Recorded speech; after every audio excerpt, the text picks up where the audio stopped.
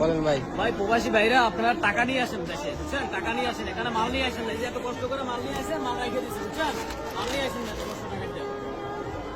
মাল সব রেখে দিচ্ছে খুলে, বুঝছেন? আমি রাখিস পাইতেছি না, দোকান ধরে ঘুরতেছি। এই যে বড় ভাই কি হারাইছে, আপনি কি পান না লাল ভাইরা ওই যে ভাই?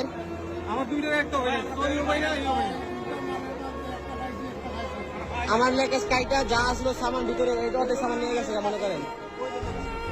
এই যে এটা আমার নিজের টাকা, এটা আমার নিজের লাগেজ। আমার গাড়িটা সামানটা আমার নিয়ে গেছে গা। প্রত্যেকটা মানুষ এরকম হারেন, প্রত্যেকটা মানুষ। একটা মানুষ নেই, ব্যাগ হারালে কতগুলো মানুষ। ব্যাগ হারাইলে একজন হারাইবো, প্রত্যেকটা মানুষের ব্যাগ হারাইছে দেখেন। অধিকাংশ মানুষের লাগেজ করছে। কি সম্ভব কোনোভাবে? এই বাংলাদেশ এয়ারপোর্টের এই অবস্থা, উন্নতি নাকি করছে সরকার, এই উন্নতি করছে এগুলা।